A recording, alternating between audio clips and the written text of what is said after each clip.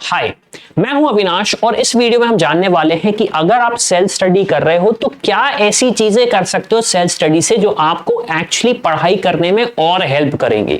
देखो, सबसे बड़ी प्रॉब्लम क्या होती है स्टूडेंट्स के साथ, मैं सेल्फ स्टडी करना चाह रहा हूं लेकिन प्रॉब्लम ये आ रही कि मुझे समझ में नहीं आ रहा क्या करूं। मेरे को 10 लोग बता रहे हैं कि ऐसा कर लो, वैसा कर लो, वैसा कर लो, ऐसा कर लो।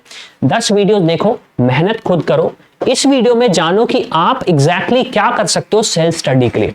हम एक्चुअली बात करें तो हम अपने चैनल पे डिस्कस करते हैं नीट के स्टूडेंट्स हैं, नीट के जो टॉपर रहे हैं या फिर जो स्टूडेंट्स अभी ऑलरेडी एमबीबीएस कर रहे हैं किसी अच्छे रेप्यूटेड कॉलेजेस से, वहां से हम डिस्कस करते हैं कि स्ट्रैटेजीज क्या हो सकती है और बहुत जल्द हम उनको भी अपने चैनल पे लेके आएंगे। तो इस वीडियो में हम डिस्कस करने वाले हैं अगर सेल्फ स्टडी कर रहे हो तो आपको क्या क्या चीजें करनी चाहिए, एक रिकमेंडेशन हमारी तरफ से उन टॉपर्स के साथ डिस्कस करके।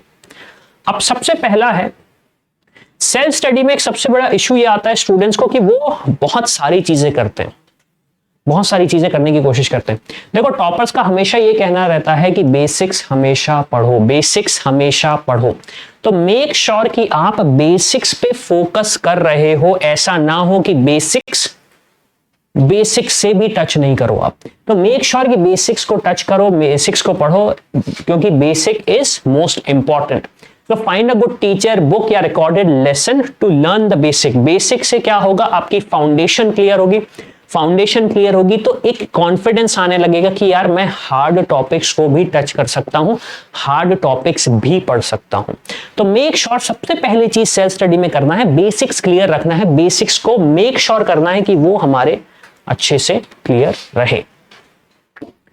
नेक्स्ट अगर मैं बात करूं तो एक टारगेट है जो कि आपको बनाना है, वीकली टारगेट हमारा सजेशन है। वीकली टारगेट इसलिए क्योंकि अगर आपने एक वीकली टारगेट बनाया तो आपके पास एक फीडबैक लूप बहुत जल्दी मिल जाता है।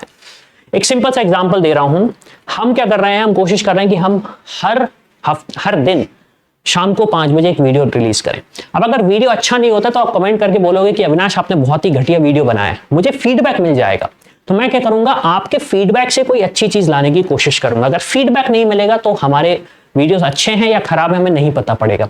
वीकली टारगेट से क्या होगा, आपने टारगेट किया, संडे को पूरा एनालाइज किया कि यार मैंने लास्ट वीक ये पढ़ाई करी, मेरे ये अच्छे टॉपिक रहे, यहां पे मैं स्ट्रगल कर रहा हूं, और मंडे से आपने वापस फोकस कर दिया किस चीज पे, वीक टॉपिक्स पे। तो उससे फायदा क्या हुआ, फीडबैक लूप का जो टाइम है वो कम रहा। तो मेक श्योर कि वीकली टारगेट्स बनाओ। वीकली टारगेट से जब आप एनालिसिस करोगे, जब वीकली टारगेट से एनालिसिस करोगे तो बहुत आसानी होगी। While self-studying, you should always know which level of preparation you are. So taking weekly test is must.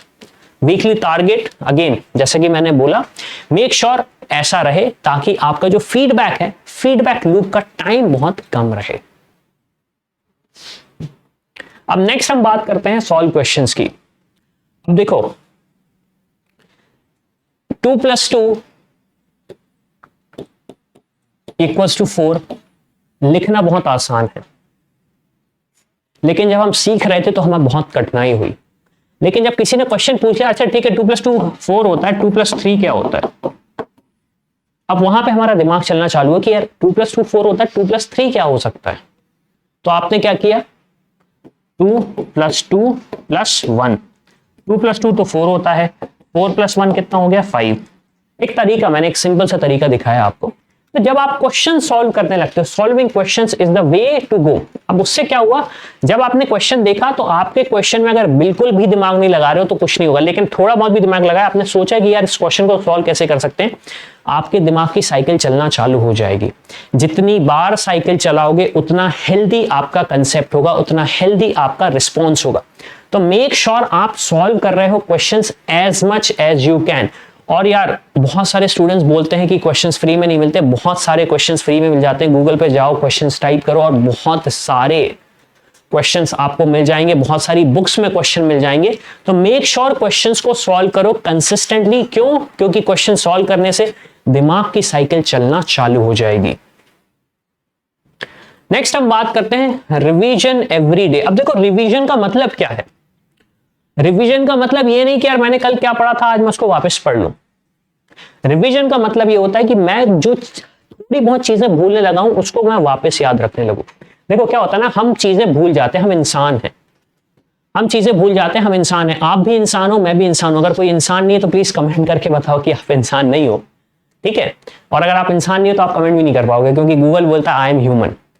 चलो मजाक छोड़ते हैं। तो रिवीजन की अगर मैं बात करूं तो रिवीजन में क्या होता है ना, आप अपने जो कंसेप्ट जो भूल रहे हो उसको वापस रिमाइंड कर लेते हो।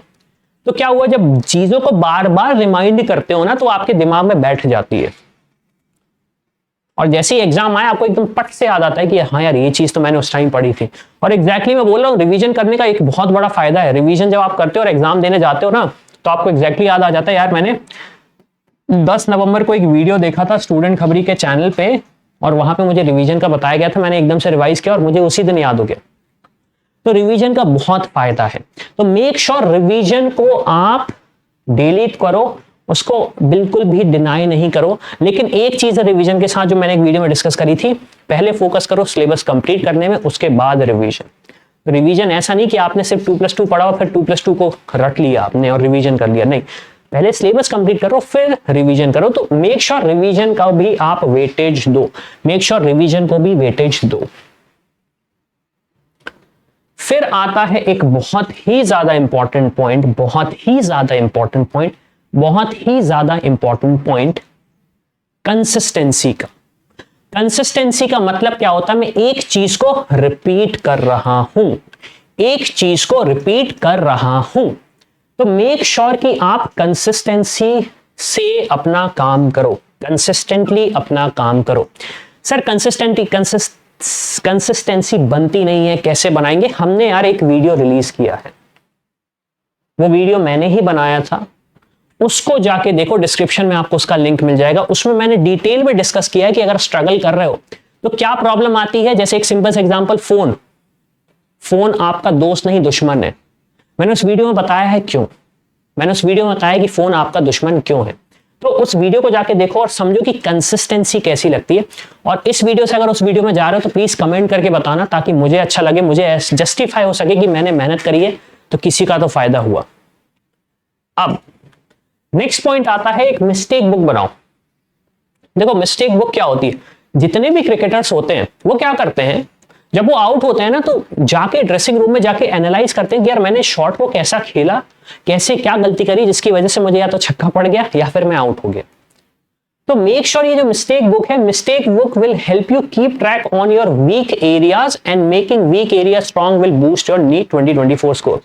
देखो नीट का कोई कितना भी सीक्रेट बोल दे, नीट का पढ़ाई करोगे तो ऐसा सीक्रेट आएगा, नीट के ये टॉपिक करोगे तो आपके मार्क्स आ जाएंगे, सारी चीजें, लेकिन नीट का एक जो सबसे बड़ा सीक्रेट है वो ये है, और एक्चुअली वो सीक्रेट भी नहीं है, आपके जो मार्क्स हैं वो डिसाइड होते हैं आपके वीक एरिया से।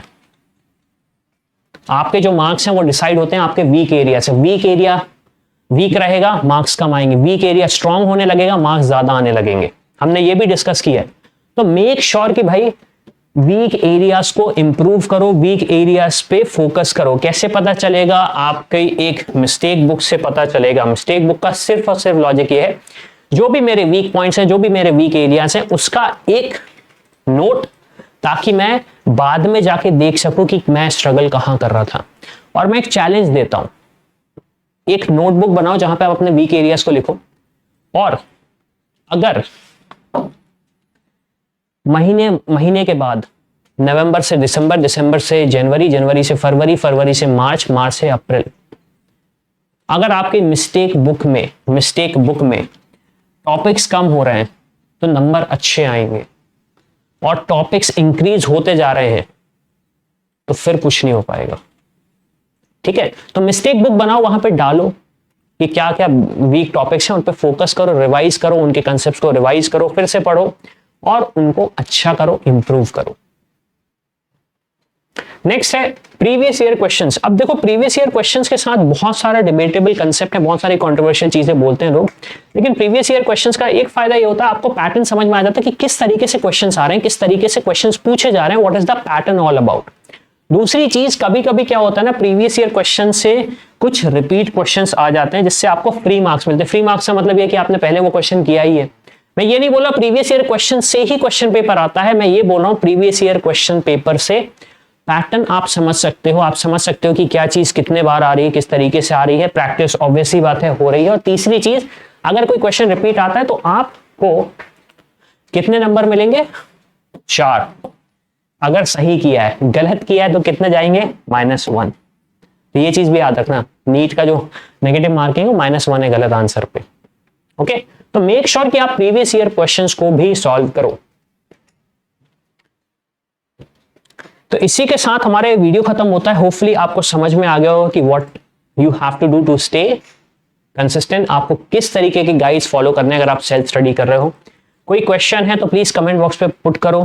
कंसिस्टेंटली अगर चीजों को कर रहे हो तो यहाँ पे कमेंट में डालो डे 1, डे 2, डे 3 क्या पढ़ाई किया, क्या कंसेप्ट किए, क्या नोट्स आपने पढ़े और वीक एरियाज क्या है आपके। तो इसी के साथ ये वीडियो खत्म होता है। हमेशा याद रखना, मेरा काम है सिर्फ रास्ता दिखाना, आपका काम है डॉक्टर बनना। I hope you like this video. For more such videos, keep watching our channel. And do not forget to like, share and subscribe.